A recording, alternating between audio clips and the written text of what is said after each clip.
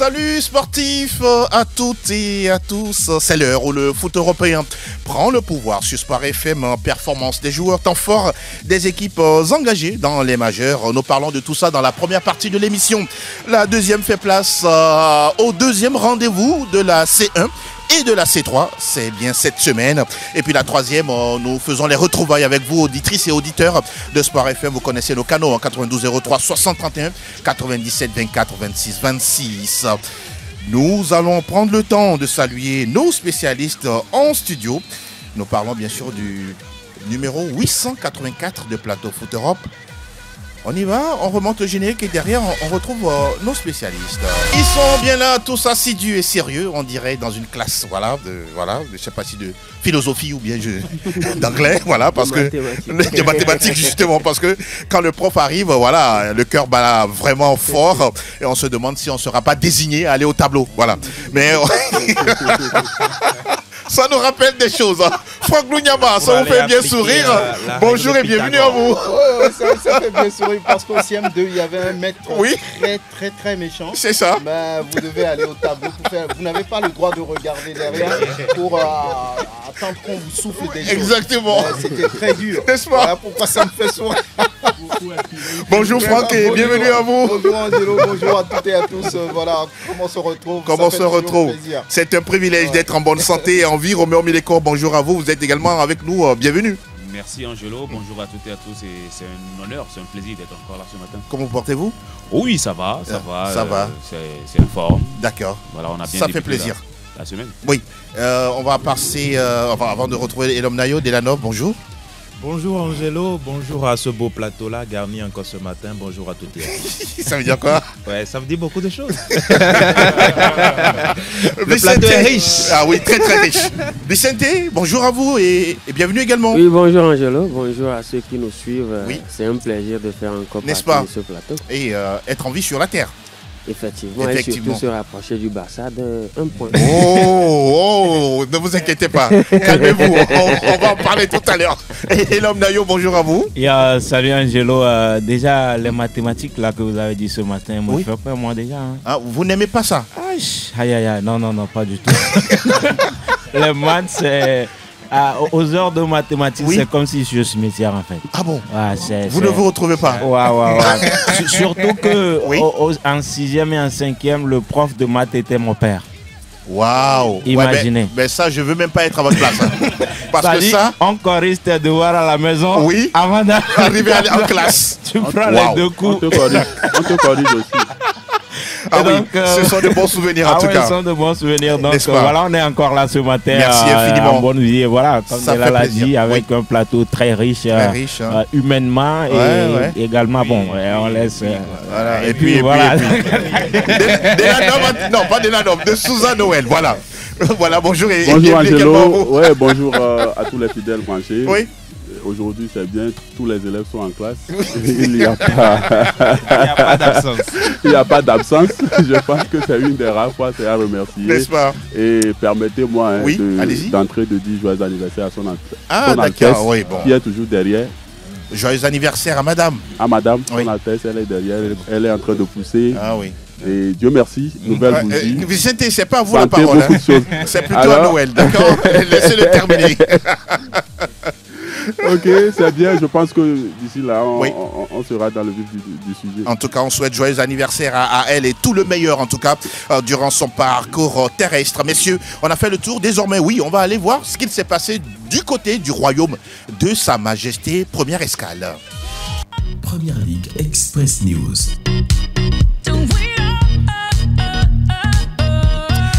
Une fois n'est pas coutume, on parle de Chelsea, de Cole Palmer. Oui, parce qu'avec une forme brillantissime, Chelsea s'est imposé 4-2 face à Brighton et Cole Palmer crée l'événement en Première Ligue. C'est le premier joueur à avoir marqué dans l'histoire de la Première Ligue 4 buts lors d'une première mi-temps. Je vois mon cher Roméo qui secoue la tête. Ça lui donne raison que Chelsea aujourd'hui, qui revient dans le top 4, quel commentaire vous faites? Non, mais j'ai dit tout simplement que quand Chelsea va se réveiller, l'Angleterre va le sentir. Bah oui. Le moment est arrivé?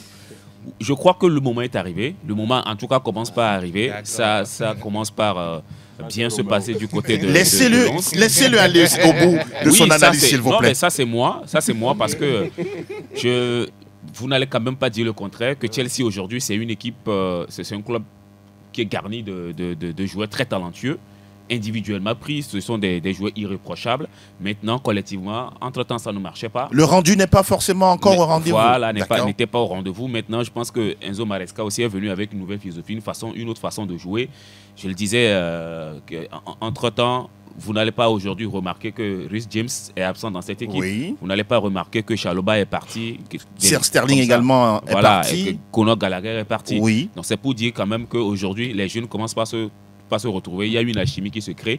Et sur le terrain, il y a également les résultats qui suivent. Et Noël, sur cette équipe de Chelsea, quand on n'a pas forcément de pression, on peut dire que c'est la bonne période d'engranger des points avant d'attendre de jouer contre les gros qui sont au classement. Oui, normalement, c'est la bonne période. Vous voyez, Chelsea, il n'y avait pas cette symbiose-là avec les joueurs. Ils ont assez de joueurs du banc, du terrain jusqu'au banc. Maintenant, Enzo Maresca est en train de créer quelque chose d'exceptionnel. C'est alloué, mais il faut tout de même dire que sur les précédentes rencontres, ce n'était pas également ça. On a vu Jackson qui avait loupé trop d'occasions et je pense que cette formation de Chelsea là, parce que je pense qu'ils ont déjà joué face à City et ils n'ont pas pu, donc ça voudrait dire que ce Chelsea là doit aller trouver, je dirais, cette force mentale là d'affronter les gros, comme vous venez de le dire.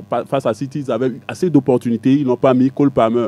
Heureusement qu'il s'est bien réveillé, il a mis 4 buts, ça ne va pas arriver tout le temps, mais sur cette rencontre, Brighton a également eu des opportunités. Oui, Brighton a marqué 2 buts. Voilà, et ils ont eu assez d'opportunités dans cette rencontre-là. Ça veut dire qu'avec un peu plus de réalisme, on aurait sorti avec un 4 partout. Ça également, c'est du Chelsea. Quand Romero me dit que cette fois-ci, c'est parti, c'est son avis, on le respecte, non? Non, je respecte son avis, mais je doute et j'attends de voir. Vous êtes un Saint-Thomas, pour ne pas dire Saint-Noël, on comprend ça.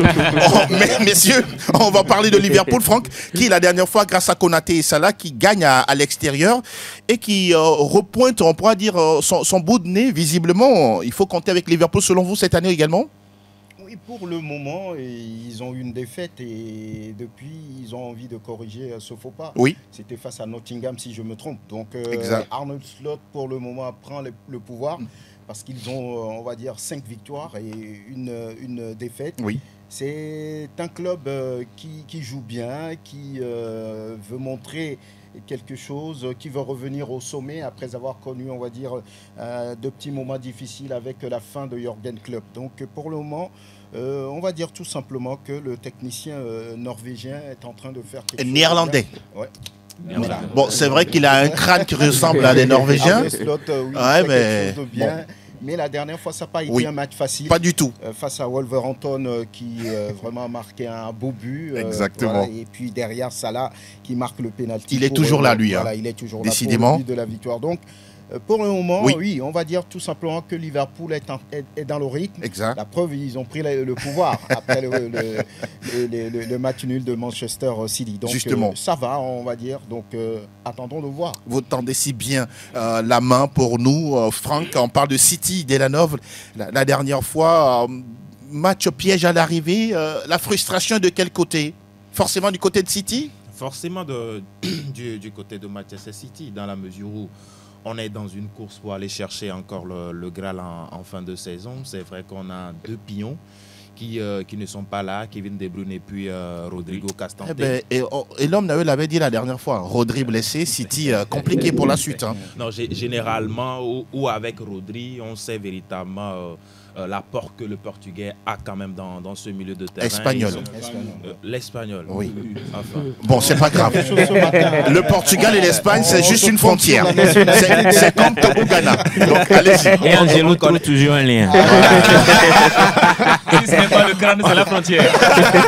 On connaît très bien l'impact que le milieu de terrain espagnol a quand même dans ce milieu de terrain des Citizens. C'est vrai, son absence a pesé un tout petit peu, mais dans la rencontre, on savait que City avait quand même l'opportunité de pouvoir tuer cette rencontre. Ils n'ont pas pu le faire. Derrière, l'égalisation de Gordon est arrivée, même si c'était sur penalty, non? Oui, exactement. C'était sur penalty. Ederson, bon. c'était aussi important de pouvoir prendre aussi un point de la part des Magpies. On le disait déjà le vendredi dernier. Le club le plus riche de la planète. Cela ne serait pas quand même une tâche facile pour les Citizens, et à l'arrivée, un but partout. Au moins, ils n'ont pas perdu. C'est toujours important de prendre un point dans la course au titre. 5 secondes, c'est pas regrettable, hein? Non, pour moi, c'est pas aussi regrettable que ça. Un petit accro seulement. Ça aurait été une défaite. Oui. On allait beaucoup parler de ça. Je vous aurais donné 5 minutes pour parler de cette défaite-là. On va parler. Mais moi, oui, mon cher, c'était trop quelque chose d'autre. C'est un nul qui n'est pas forcément dévastateur. Oui. Mais c'est un nul qui interpelle. À quel niveau exactement? Surtout Guardiola à se poser des questions par rapport à ses absences. De Rodri, de Bruyne également. Ça y est, c'est 2 pions essentiels pour cette équipe de City. Aujourd'hui, tout de suite, on voit l'ampleur de vraiment l'importance de l'absence de ces 2 joueurs-là, surtout Rodri, qui quand même donne le ton, le rythme à cette équipe-là. Pour moi, plus l'absence de Rodri va durer, plus Man City va peiner parfois à gagner certains matchs. Et bon, on verra bien ce qui va se passer, mais je pense que ce sera un peu compliqué pour Man City de gagner certains matchs. Certains matchs où vraiment la présence de Rodri ou encore de Bruyne semble très importante. Je pense que City va peiner et parfois sur certains matchs. Noël veut réagir avant de retrouver l'homme Nayo, allez-y. Qu'il y a un joueur qui va revenir. Parlez un peu plus dans le micro pour entendre permettre à Guardiola de tourner. Ce sera Ake. Quand Ake sera là, il aura l'opportunité de repositionner Stones comme il avait fait entre-temps. Et je pense qu'en milieu de terrain, ça va beaucoup plus... Ou Akanji, ça va beaucoup plus jouer. Maintenant, cette formation de Man City, il y a des jours sans, parce que quand vous suivez cette rencontre, Pep avait peut-être la tête ailleurs. Il était en train d'essayer encore quelque chose dans les analyses qu'il a fait peut-être dans sa salle d'opération. Parce que quand je vois... Il est devenu chirurgien. Non, bon, c'est son habitude. Il s'enfermait presque 24 heures pour travailler le football. Donc, quand je vois Doku qui est rentré dans cette partie-là, ça veut tout simplement dire que Guardiola... Bon, je ne sais pas s'il a sous-estimé, mais il voulait essayer des choses. Maintenant, c'est Guardiola, comme toujours. C'est Pep, et on verra bien ce que ça donne. Pep Guardiola. Mon cher et l'homme, on a vu Arsenal qui a également tout fait pour gagner 4-2 face à Leicester. Il devrait gagner et rester dans la roue des deux, du duo en tête. Ils devraient gagner, ils l'ont fait. Ok, mais en première mi-temps, on a vu une équipe d'Arsenal qui est digne de remporter la première ligue. Mais sauf qu'en deuxième période, on n'a pas vu Arsenal exister. On a vu plus Leicester prendre les coups des choses. Les 2 buts de Leicester l'expliquent bien vrai. Et ce qui est intéressant, c'est qu'à l'arrivée, Arsenal a fait du Leverkusen, quoi. Ils ont été là jusqu'à l'arrivée. Ils ont marqué 2 buts dans les temps additionnels, mais c'est trompeur. Il va falloir à un moment donné que les attaquants également du côté d'Arsenal soient un peu plus lucides. C'est vrai, ils avaient marqué 2 buts en première mi-temps, mais ils se sont procurés plus de chances pour marquer beaucoup plus de buts. Juste notamment Martinelli qui est passé à côté de beaucoup de buts l'autre fois, même s'il a marqué. Donc il va falloir être capable de jouer sur les 90 minutes en fait. Ce que Arsenal n'arrive pas à faire pour l'instant. Selon vous, c'est ça le défi. Et c'est ça, gérer également ces temps faibles quand l'adversaire prend le dessus. Et prend le dessus. Les Foxes ont perdu. On rappelle que 2 buts partout entre Ipswich Town et puis Aston Villa. Et puis l'autre match, c'est Tottenham qui passe à la Moulinette United. Franck, c'est pas du tout une surprise. 3-0 à Old Trafford. Voilà, je le disais la dernière fois. Est-ce que c'est un match décidément parce que là, on a vu un Manchester pauvre. Vous avez eu raison. Très pauvre. Incroyable. Parce que là, vous regardez un peu Van de Ven qui traverse le terrain. Pratiquement, comme à l'entraînement. Sans réaction aucune du milieu. De la défense. Bon, peut-être que c'est Varane qui les manque. Quand même, non, pas du tout. On a des joueurs comme Casemiro, on a des joueurs comme d'élite, Fernandes et tout ce beau monde-là qui n'arrive pas à jouer. Ils ont pris le même but face à Twente la dernière fois. Quand l'attaquant a traversé tout le terrain pour aller créer l'occasion. Donc c'est un club qui aujourd'hui est mentalement très faible, qui ne peut pas résister. Voilà, les hommes de Postecoglou ont profité pour faire la fête. 3-0 à l'arrivée. Trafford. Chez Manchester. C'est quand même incroyable. Il faudra trouver Oui, il faudra trouver une solution. Sinon, vraiment. Eric Ten Hag, il est toujours là. Il est toujours là. Là, il a Petri face à Tottenham. Il risque de se faire virer. 3 + 7, ça fait 10, hein. Moi, je donc ça fait 10 Hag. Donc voilà. Le club. Il faut être triste. United parce que si c'est ce qui va arriver, ils vont limoger le néerlandais, ils vont le limoger. Dès qu'ils vont le limoger, vous allez voir qu'un autre va venir. Et quand l'autre sera là, ils vont encore repartir de zéro. Donc je pense que le vrai souci, le vrai problème, c'était que Ferguson n'avait pas eu cette mentalité-là de préparer un successeur, d'avoir cette idée-là. Parce que c'est lui qui doit-il le regretter? On se pose la question. À un moment donné, il avait la main sur tout. Il pouvait le faire. Mais bon, ça n'a pas été fait. Le drame, c'est que Ten Hag, dans tout ça, on ne voit pas un entraîneur qui veut trouver des solutions, mais il se plaît plutôt à accuser souvent ses joueurs. Mais pourtant, il recrute des joueurs. Et il a eu tout. Les 2 tiers de l'effectif cette saison, c'est lui qui les a demandés. Donc, on ne peut pas dire qu'il n'a pas d'effectif. Voilà. On lui donne toujours les moyens humains. De Ligt, Royce tous les autres. Le diaspora hollandais. Il a le diaspora hollandais avec lui et la diaspora hollandaise avec lui. Donc voilà, il a tout ce qu'il veut, mais il se plaît plutôt à accuser ses joueurs que de trouver une solution. Vous voulez parler rapidement, 10 secondes et puis on avance? Non, United, je l'avais déjà dit que la ville de Manchester a changé de couleur. D'accord, c'est bien noté. On rappelle qu'au classement, au terme du 6e chapitre, Liverpool est leader avec 15 points, 14 pour le duo City-Arsenal, et puis on a Chelsea qui est 4e avec 13 points. Aston Villa se classe 5e avec 13 unités également. Haaland n'a pas marqué, mais il reste meilleur buteur avec 10 buts. 6 pour Cole Palmer, voilà, on en parlait tout à l'heure. Et puis Mbeumo, international camerounais, qui du côté de Brentford. Voilà, c'est lui qui occupe la 3e place de meilleur buteur du Royaume. On a terminé avec la Première Ligue. Direction désormais. Willkommen zum Total Bundesliga. Total Bundesliga. Nous sommes en Allemagne, le top spiel entre le Bayern et le Bayer. À l'arrivée, ça fait 2 buts dans ce match. 2-0, c'est ça? Non, c'est un partout. Le Bayern, oui, s'est fait rattraper, non? C'est ça? Non, oui, non, le Bayern qui a rattrapé Leverkusen. Exactement. C'est bien Leverkusen, le champion en titre, qui a marqué. Oh, quel beau but d'abord. Quel beau but. Hendrich. Oui, Hendrich. Et puis cette passe de Granit Xhaka qui a bien décalé son coéquipier, qui frappe instantanément pour ne laisser aucune chance à Manuel Neuer. Et ça faisait 1-0. Exactement. Et derrière, quelques minutes plus tard, Pavlovic s'est vengé. Très inspiré. Très inspiré, contrôle de la poitrine et puis frappe tout de suite sous la barre. Mais le gardien n'a pas vu le ballon partir? Oui, je crois qu'il l'a vu, il a même touché, mais il n'avait pas la main ferme. Ça nous rappelle des ballons à l'époque des dessins animés Benjamin et Tom Olive. Mais il a quand même vu le ballon partir. C'est dans un autre monde. Dans Benjamin. Sauf que c'est passé très vite. Donc, à l'arrivée, un but partout, c'est logique. Oui, c'est un peu comme la saison dernière. Le Bayern n'a pas su faire la différence à domicile. C'était un nul. Et puis derrière, il y a eu une victoire de l'autre côté. Donc tactiquement, les deux... Rappelez-nous le score, s'il vous plaît, chef. Tactiquement, les deux entraîneurs vraiment voulaient faire quelque chose, mais sur ce match, on a senti un Bayern qui a envie de jouer, qui a produit du jeu. Et de l'autre côté, on a attendu pour quand même profiter de petites erreurs du Bayern. Il y avait 70% de possession quand même pour les hommes de compagnie. Donc voilà, et puis c'était difficile de pouvoir combiner parce qu'il y a une telle organisation du côté de Bayer Leverkusen. Donc c'était compliqué. À l'arrivée, j'ai eu l'impression que Compagnie et puis Xabi se sont contentés de ce nul-là. La bonne image, avant de continuer dans les analyses, Vicente, c'est que les deux coachs se sont embrassés, dans le bon sens du terme. Pardon? Ils se sont... oui, c'est-à-dire qu'ils étaient bras dessus, bras dessous. Oui, une petite accolade. L'image, mine de rien, elle n'est pas aussi anodine. Hein? Non, c'est tout simplement fantastique de voir ces deux coachs. Bon, puisque... ce match arrangeait bien les deux, je pense, puisque c'était le Bayern qui avait rattrapé le Bayer Leverkusen. Le Bayern pouvait perdre. On n'allait pas créer au scandale, puisque depuis la saison dernière, c'est quand même le Bayern qui, on va dire, gouverne un peu la Bundesliga. C'est cette saison que le Bayern a repris la main. Mais je pense que voilà, c'est une image à tout simplement louer parce que c'est quand même deux coachs qui se respectent. Exactement. Un qui a commencé aussi très jeune, qui a déjà réalisé beaucoup de choses avec le Bayer Leverkusen.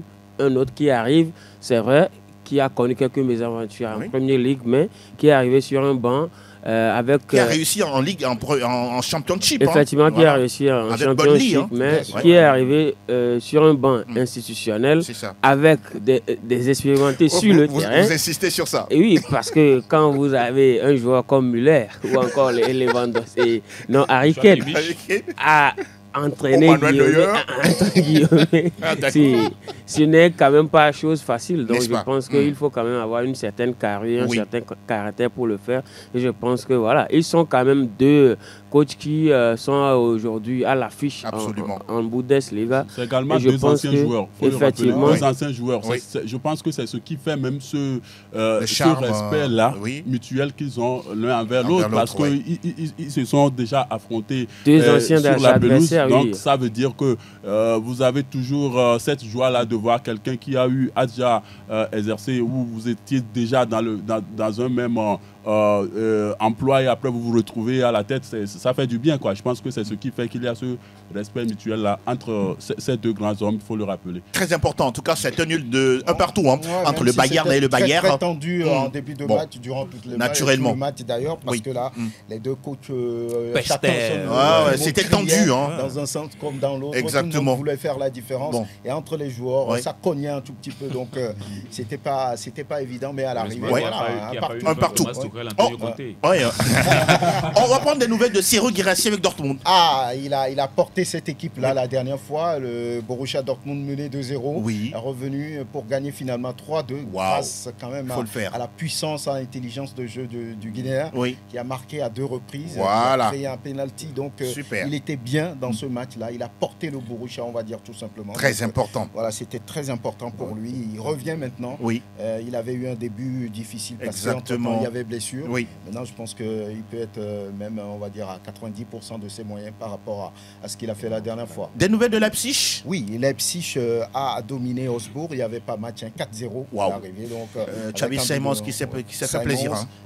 Openda également. Et Cesco, voilà. Qui est un joueur intéressant, qui a marqué aussi. Et de l'autre côté, on parlera également du second déplacement de Francfort, qui va être l'adversaire du Bayern le week-end prochain. Donc intéressant. Ça s'annonce bien là pour la Bundesliga. Donc 4-2 pour Francfort sur les installations de Holstein Kiel. On va maintenant dire que Stuttgart n'a pu mieux faire qu'un nul de partout sur les installations de Wolfsburg. Offenheim continue dans la difficulté. Défaite encore très laborieux. 3-4 face au Werder. Mönchengladbach a dominé Union Berlin 1-0. Et Heidenheim a fait un bon déplacement. Le club est allé battre Mayence 2-0. Fribourg n'a pas tenu devant Saint-Pauli. C'est la grosse surprise de cette journée. Fribourg battu 3-0 par Saint-Pauli. Ça, c'est une véritable correction. Vraiment correction. Et voilà, c'était vraiment surprenant par rapport à la vie des deux clubs, à l'expérience au niveau de la Bundesliga. Très Donc, bien. à l'arrivée, ça fait 35 buts de marquer, près de 3 buts par match. On dira. D'accord. Au classement, au classement, on a donc en tête le Bayern avec 13 points. Francfort arrive en deuxième position avec 12 points. Les deux vont s'affronter, on l'a dit, le week-end à venir. Ça va être très intéressant. Troisième, Leipzig, 11 points. Le Bayer Leverkusen est quatrième maintenant avec 10 points. Le top 5 est bouclé par le Borussia Dortmund. 10 points. Quand on descend au niveau des 5 derniers, on a Saint-Pauli qui a gagné déjà 3 places par cette victoire. 4 points. Augsbourg, 15e avec 4 points aussi. Offenheim, ça ne va pas. 3 petits points après 5 journées. Il doit sortir de son trou. Ah oui, 17e Bochum, un petit point. Et puis Holstein Kiel, un point aussi. Les meilleurs buteurs sont qui déjà là? Oui, on les connaît. Il n'y a pas autre chose à faire. C'est désormais Omar Marmouche, l'Égyptien, qui flambe avec 6 buts. Voilà. Déjà. Il a marqué, on va dire, un doublé sur le dernier match de Francfort. Il est là? Il est là, en deuxième position avec 5 réalisations. Très bien. Florian Wirth est troisième, 4 buts. Et puis Kramaric, 4 aussi. Et Shuto Machino, un japonais. Shuto Machino. De Holstein. Incroyable. Shuto Machino, qui est à 4 buts aussi. En tout cas. Et on va rappeler ça que le Bayern est en négociation avec rappelez-moi le nom du jeune, Moussiala. Moussiala Jamal, pour une prolongation. Voilà, qui veut, avant de prolonger, dit qu'il veut avoir les mêmes salaires que Harry Kane, que Sané, qu'il veut récupérer le dossard 10. On doit faire venir Florent vite, son copain, son ami des sélections. Il y a beaucoup de choses qui se négocient dans les coulisses. Mais il est ambitieux, il est très ambitieux le petit. Avoir le même salaire que Sané, je pense que c'est plus que mérité. N'est-ce pas? Oui, parce que Sané, je pense que Guardiola avait tout dit sur ce joueur. Moi, depuis, il n'a jamais fait une saison complète avec le Bayern. Même l'année où on a remporté la Ligue des Champions, on n'a pas grand souvenir de Sané. L'année où vous avez où le Bayern a remporté la Ligue des Champions. Non, on comprend votre tendance. L'année où... C'est un bavarois, on l'a compris. L'année où les Togolais on a battu le Sénégal. Et donc, l'année où le Bayern a remporté la Ligue des Champions, on l'a vu absent même cette saison. Et donc, ça prouve que c'est un joueur aujourd'hui qui n'apporte pas grand-chose à ce club. Mais Jamal, lui, il est beaucoup plus important. Depuis 2 saisons, c'est lui qui porte quasiment le club. Et après aussi, il y a une équipe derrière le joueur qui pousse aussi un peu, parce que c'est vrai que le joueur peut être ambitieux, mais ne pas aussi en demander trop. Oui. Mais il y a une équipe qui travaille avec lui, qui va lui dire on y va, on peut le faire, parce que tu as beaucoup démontré sur le terrain. Attention à ne pas devenir le Mbappé du Bayern. Bon, de toute façon, attendons de voir. Il y a quand même Lothar Matthäus qui l'a dit. Il a dit que ce jeune-là mérite aujourd'hui que le Bayern lui signe un contrat à vie. Voilà, lui, il ne veut même pas voir le petit partir. Il n'est pas Messi. On va continuer de parler de foot européen. Désormais, on va ailleurs. Qui installe la Ligue espagnole. Nous parlons du 8e acte de la Liga espagnole avec 21 buts marqués en tout. En attendant le match de ce lundi, Delano Batipoun, oui, l'événement c'est que le Barça, l'éléphant est tombé de l'arbre. 4-2 chez Osasuna Pampelune. Le Barça qui a été laminé. Oui, le Barça a été laminé, même si Lamine était là. Justement, même si Lamine était là. Cette équipe a manqué d'intensité la dernière fois. Vous avez parlé de turnover qui n'était pas bien géré la dernière fois. Oui, le turnover n'était pas forcément, en tout cas n'a pas apporté ce que Flick attendait ou bien ce que les socios attendaient de cette équipe-là. Il y avait beaucoup de jeunes, vous prenez la ligne défensive, il y avait seulement Pau Kubarsi qui sortait un peu la tête de l'eau au milieu de terrain. Oui, c'est vrai que Pedri était le capitaine le jour-là, mais il faut quand même féliciter Osasuna pour cette belle rencontre. Avec Boudimir qui a marqué 2 buts. Et puis Saragossa également qui a dribblé d'une manière... Vous êtes obligé de préciser tout ça. Fantastique.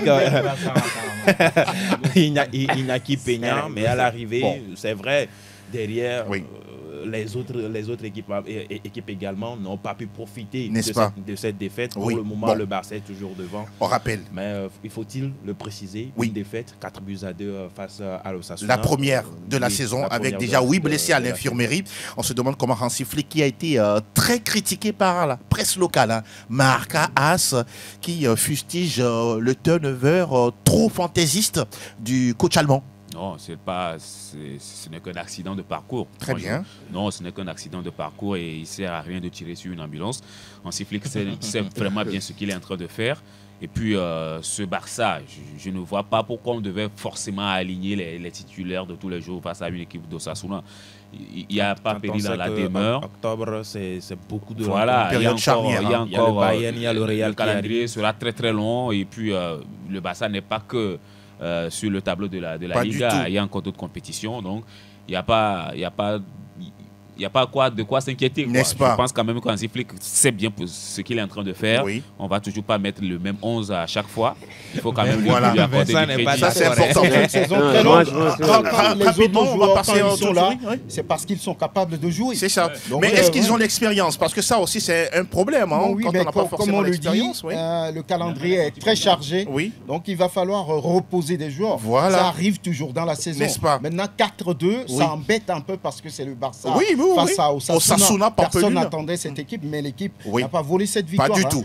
Il y avait un jeu, c'était bien de les voir jouer, donc très déterminés. Donc voilà. Je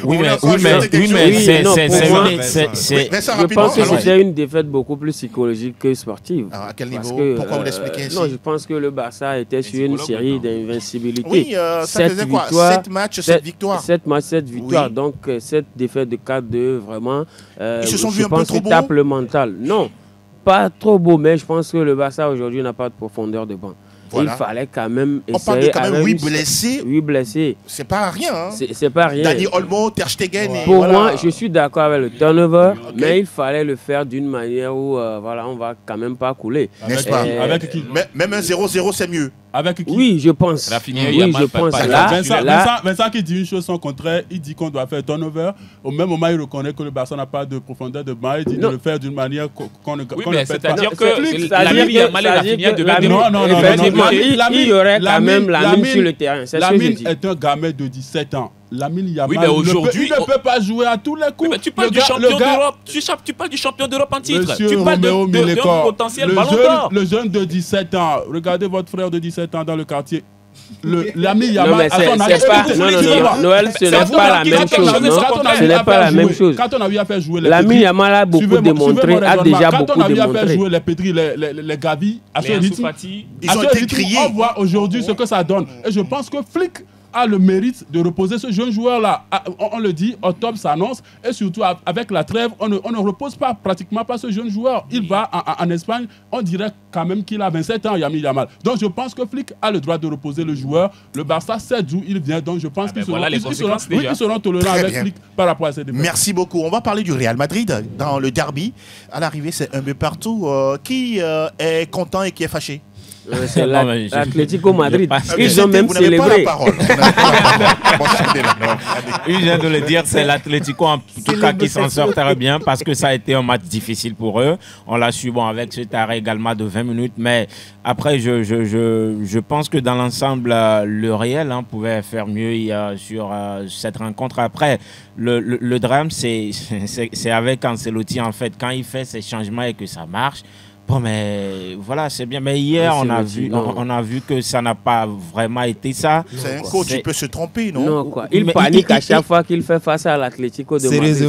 Non, vous êtes sérieux, là? C'est méchant de sa part. Vous êtes sérieux de parler de Carlo Ancelotti? Non, Carlo Ancelotti, à chaque fois face... Non, je pense que les matchs comme contre l'Atlético de Madrid, c'était Zidane qui les gérait mieux. Ouais. Mais avec le Carlo Ancelotti, c'est compliqué parce qu'il panique toujours. Ah bon? Regardez les face au Barça, par exemple?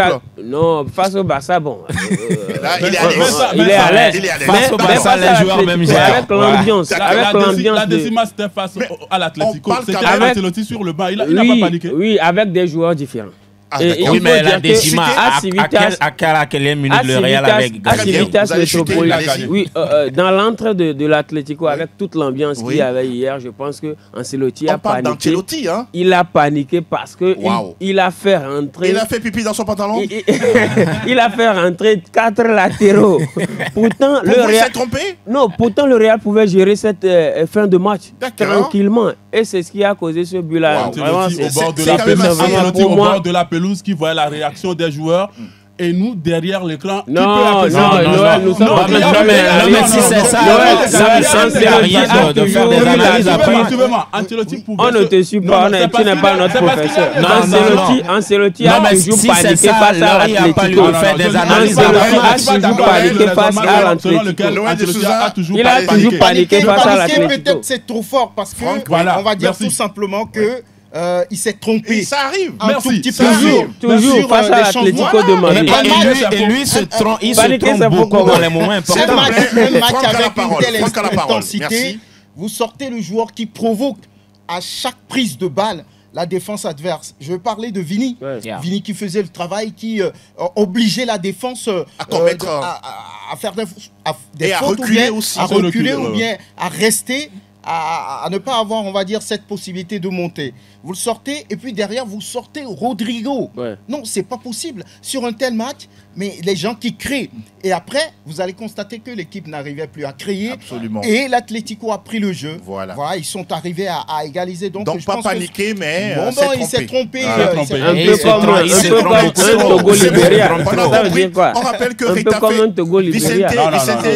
C'est bon, que son fils ne l'a pas aidé hier. On rappelle que Retafe a obtenu la première victoire de la saison en gagnant 2-0 face à Alaves. La Real Sociedad qui a corrigé Valence 3-0 et puis voilà, un but portant Bilbao et puis le FC Séville. Au classement, on a le Barça qui est devant 21 points, 18 unités pour le Real Madrid, 16 pour l'Atlético, 3e et puis 14 points pour Villarreal dans cette Liga-là. Nous continuons désormais, nous sommes où déjà?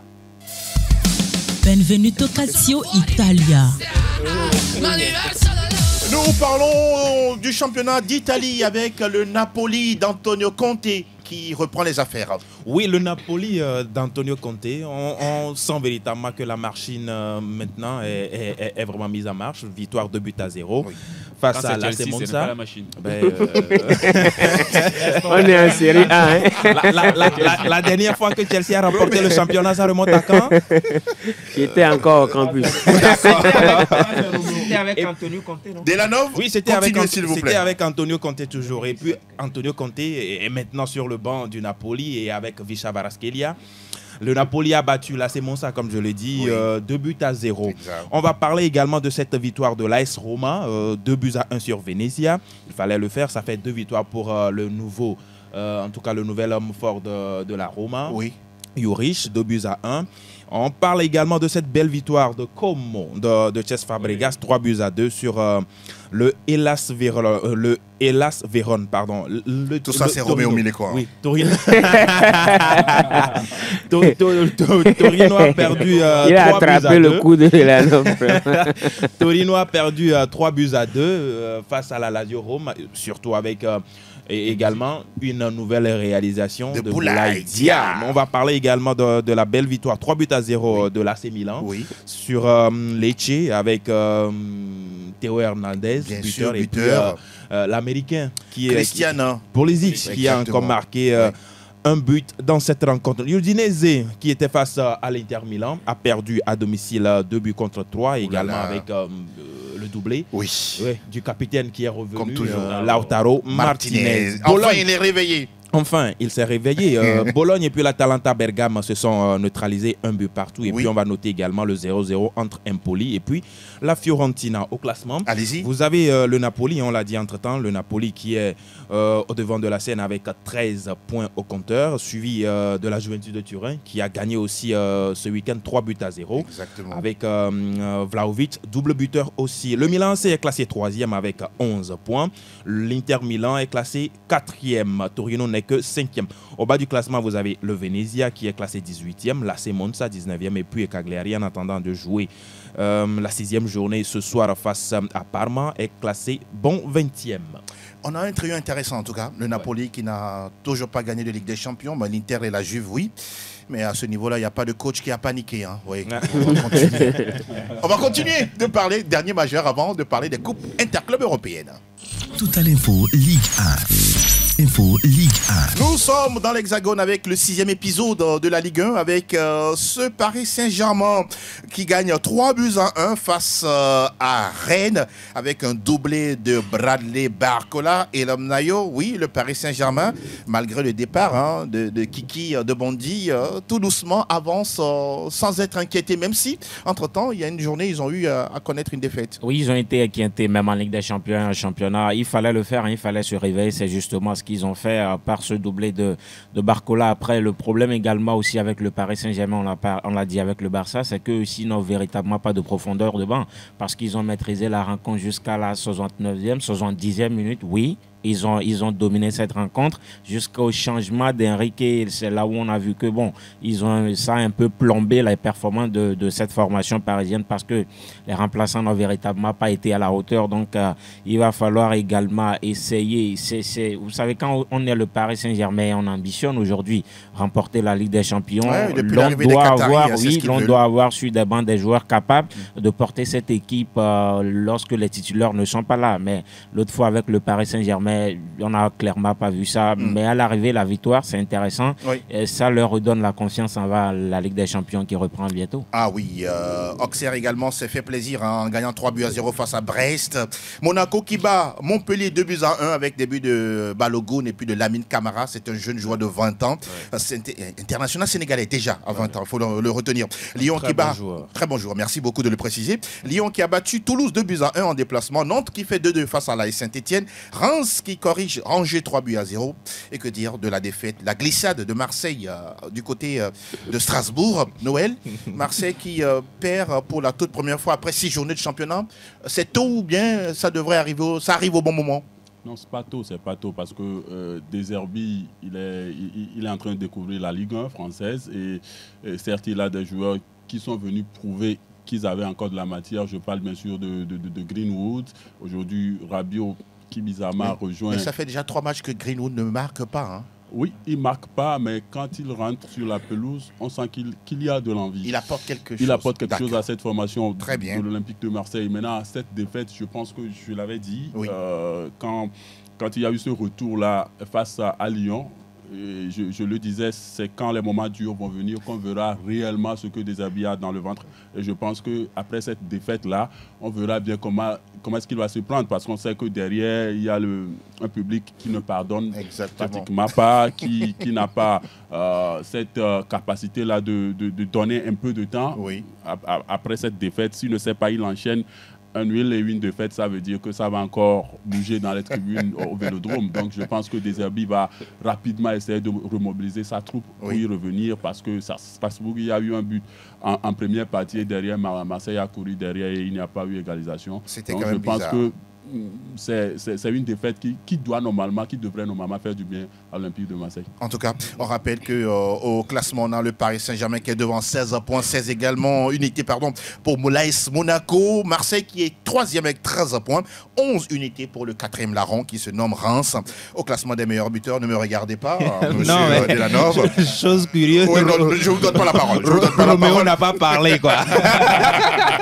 Non, mais ce qu'il a dit est vrai. Barcola est meilleur buteur avec 6 buts, 5 pour Jonathan David, le Canadien, et puis 5 pour Mason Greenwood. Pourquoi il me provoque? ça reste entre vous. Messieurs, on continue, on va aborder la deuxième partie désormais. On va écouter justement cette mélodie qui reste presque éternelle.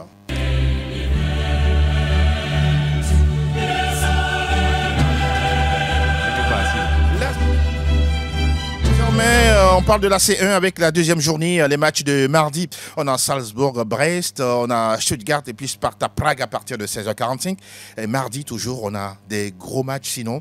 Arsenal-Paris Saint-Germain. Franck, un tel match, comment vous le voyez déjà avant? C'est intéressant déjà, c'est intéressant. Je pense que le Paris Saint-Germain doit bien se tenir. Parce que je vois Arsenal faire le travail, même si on a Barcola qui est en forme sur ce qu'il a montré la dernière fois. Quelqu'un disait tout à l'heure que le Paris Saint-Germain n'a pas tellement de profondeur de banc.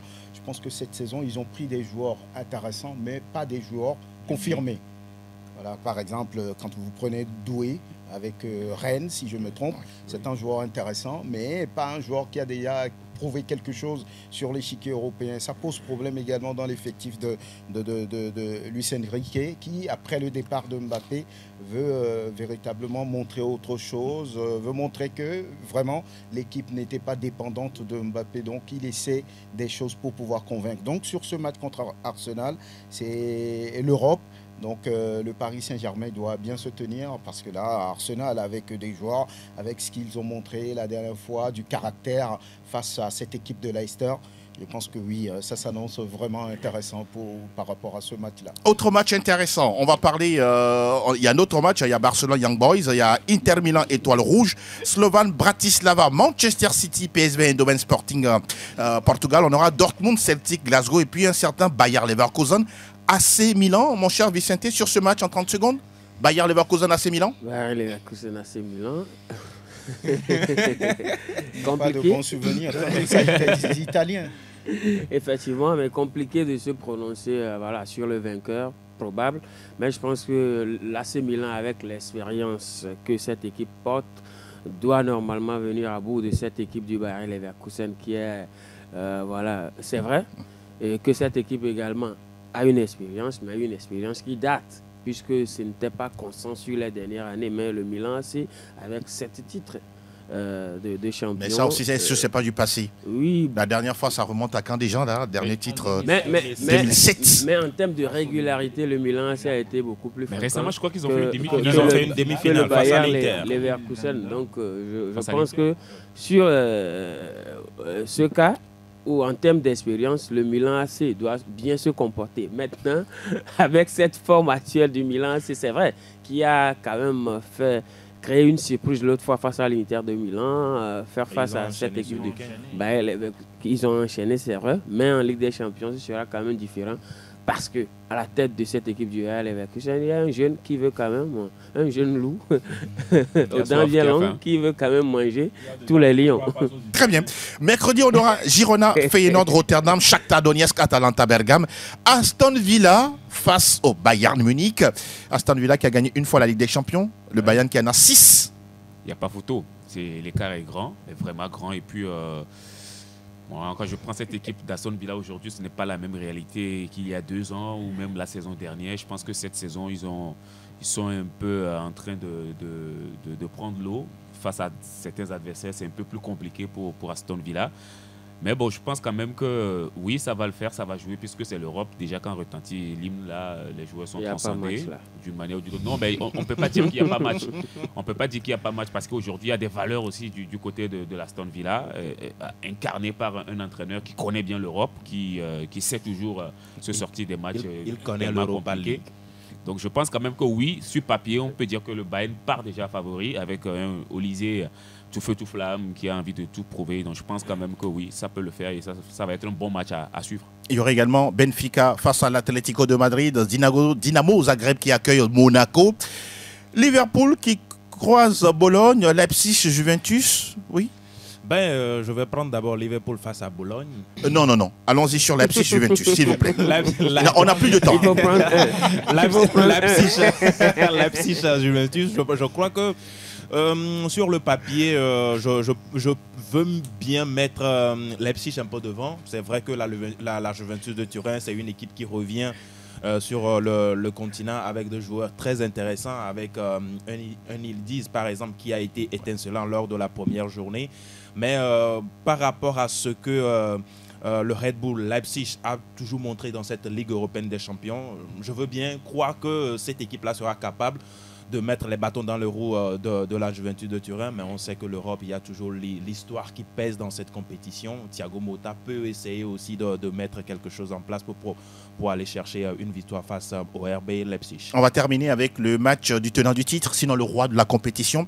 Lille qui accueille le Real Madrid, mon cher Noël de Souza. Après, ce sera Elom Nayo. Allons-y rapidement. Non, je pense que sur l'affiche comme sur le terrain, il y a l'écart. Le Real, c'est quand même le roi de cette compétition-là qui fera face à un certain Lille de Bruno Genesio. Déjà en championnat, cette semaine, ils ont encaissé 3 buts. Et je pense que ça va être le point faible de cette formation lilloise parce qu'il y aura Vinicius en face, il y aura Rodrigo, des flèches comme ça, même du milieu de terrain. Quand on prend un certain Bellingham, déjà, je pense que ça va être très difficile pour cette formation de Genesio. Certes, devant, il y a des joueurs comme Jonathan et David qui ont cette facilité-là de mettre la balle au fond, mais je pense que ça va être très compliqué. L'essentiel pour Genesio sera d'essayer de gérer cette rencontre-là pour ne pas prendre de l'eau. Comment Lille peut jouer face au Real Madrid? Oui, Lille a plutôt gagné ce week-end 3-0. Oui. Ils ont gagné le Havre. Et donc, mais après, c'est une équipe qui a laissé qui a laissé trop d'énergie dans ces éliminatoires de Ligue des Champions. Je rappelle qu'ils ont commencé très tôt la saison. Déjà les préliminaires de la Ligue des Champions et tout ça. Le Real ne peut-il pas les motiver autant? Oui, même si on joue le Real, oui, c'est le Real, mais je pense qu'ils seront plus dans l'admiration face au Real que dans le jeu, malheureusement. Et donc, voilà, la forme actuelle de Lille, sincèrement, ça ne laisse pas croire que Lille peut inquiéter le Real. Mais le Real, et non le Real. Oui, le Real, voilà, le Real, parce que le Real Madrid. Ah bon. Madrid. Et si jamais Lille gagnait, vous serez sur ce plateau pour en parler? Bon, ça, ce serait une anomalie de l'histoire de l'humanité. Voilà. Également. Bon. Il paraît qu'il y a une blessure. Oui, mais sur le banc, vous avez Lounine, c'est pas Peña de l'autre côté. Donc, voilà, ça peut le faire. Merci beaucoup. On a compris. Il fait la comparaison maintenant. Un briquet, il y a Griezmann qui aurait, je pense, qui annonce sa retraite internationale. Bon, ne vous inquiétez pas, on sera là vendredi. On sera là vendredi pour en parler. On va continuer, on va terminer. On va parler désormais de la Ligue Europa juste derrière.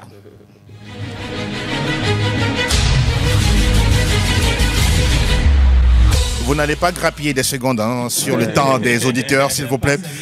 Pardon, pas du tout, pas du tout. La C3, messieurs, ce sera jeudi avec des matchs intéressants. Le FC Porto qui a déjà gagné 2 Ligues des Champions face à United qui en a 3.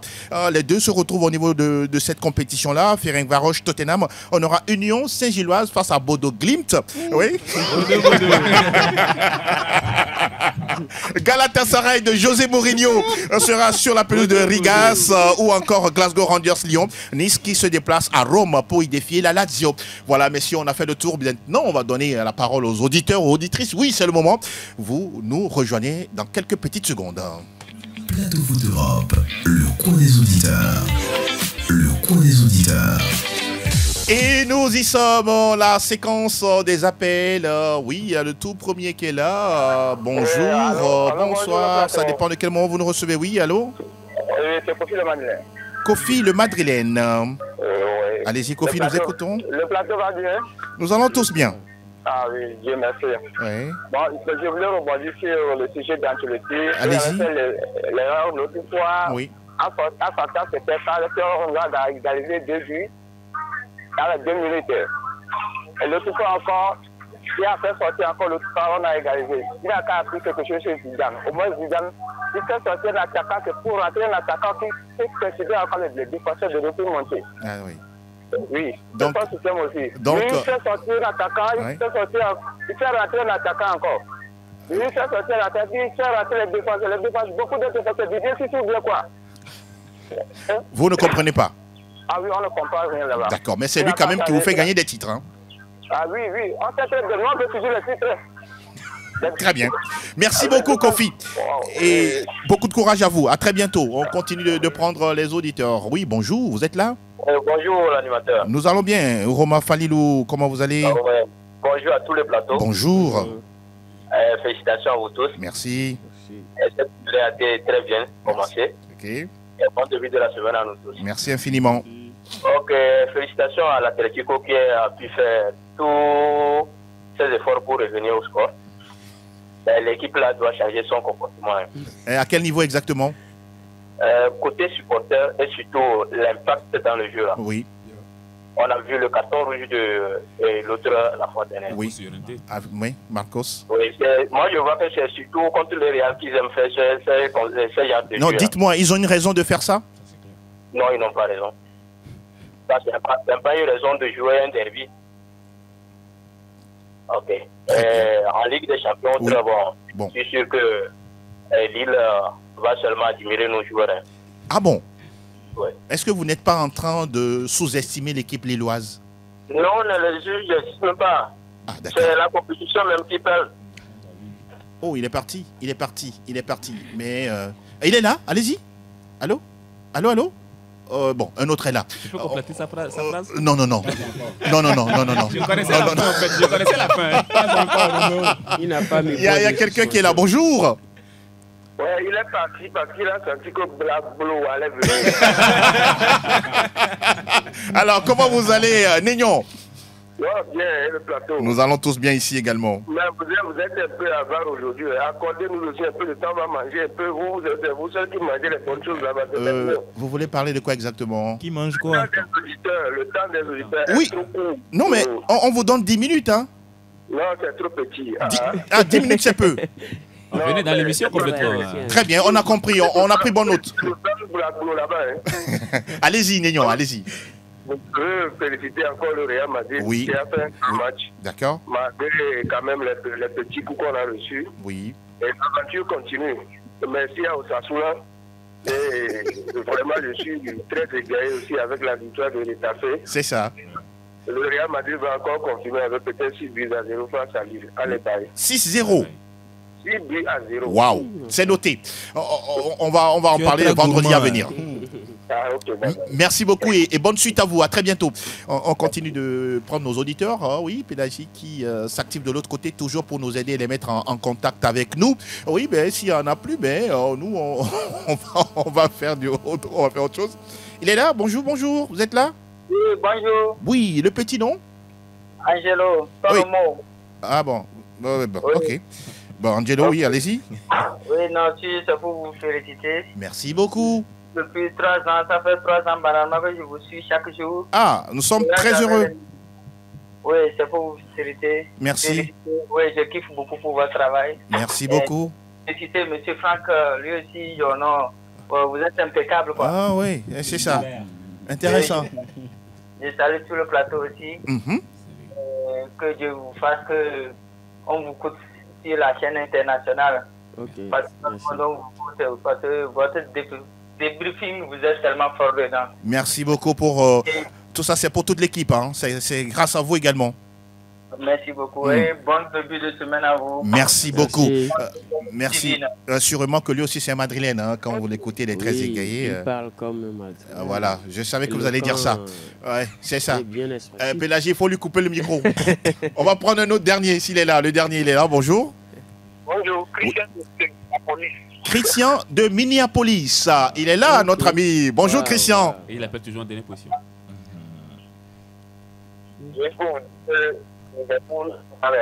Allez-y, nous vous écoutons. Juste pour vous dire que Liverpool est dans l'erreur. Merci pour le travail que vous accomplissez. Liverpool est dans l'erreur. Est dans l'erreur. Ah, dans l'erreur. Ah, d'accord, ok. Ça veut dire que votre cœur bat pour Liverpool, c'est ça? Ouais. Donc, au gars là qui dit quelque chose là-bas là. Non. Vous savez, chacun est dans son analyse. Hein, d'accord, on va être fair play. Hein. Merci beaucoup à vous. Merci de nous suivre, hein, ça nous fait vraiment plaisir. Et Liverpool, c'est un grand, 19 titres, non, de première ligue, hein? Oui. Hein? Juste un derrière. Voilà. Et donc voilà.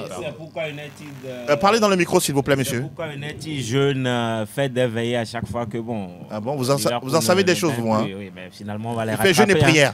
Ils vont les rattraper. Finalement. Bon, ok, on va rester avec vous pour saluer quelques personnes chères à vous. Et bizarrement, je voulais saluer que les gens du côté de Minneapolis. Et voilà, même le monsieur. Donc voilà, bon début de semaine à tous ceux qui nous ont suivis. C'est la pneumatique, on va souhaiter bon début de semaine à toutes et à tous et surtout très belle semaine de travail. Vous êtes vraiment intéressant, mon cher Vicente. Oui, bonne semaine à tous. Oui. Rendez-vous vendredi. Si Dieu le souhaite. Et le souhaitera, c'est ça, non? Amen. Mon cher Noël. C'est ça, encore une fois, joyeux anniversaire à son Altesse. Maintenant, à tous ceux qui nous connaissent la voix. Excellente semaine aux parents. Prenez soin de vos enfants. C'est absolument très important. Très important. Merci à Noël pour les cadeaux aussi. Oui. Mon cher Roméo Milécor. Oui, souhaiter bon début de semaine à toutes et à tous. Et puis, on va suivre la Ligue des Champions revenir après. N'est-ce pas? Ah bah oui. D'ici vendredi. La Fashion Week sera du côté de Lille. Ah oui, oui, c'est ça. On espère que Lille va faire son travail. Franck Lougnama. Oui, on va dire bonjour à Dibril, le fan numéro 1 de Dibril Cissé. C'est ça. Pas trop pourquoi. Intéressant. Voilà. Merci à Noël qui nous a rafraîchi ce matin. Exactement. Et bien de choses à toutes les auditrices et auditeurs. Excellente semaine. Merci beaucoup, messieurs. Ça a été un véritable privilège d'être resté avec vous.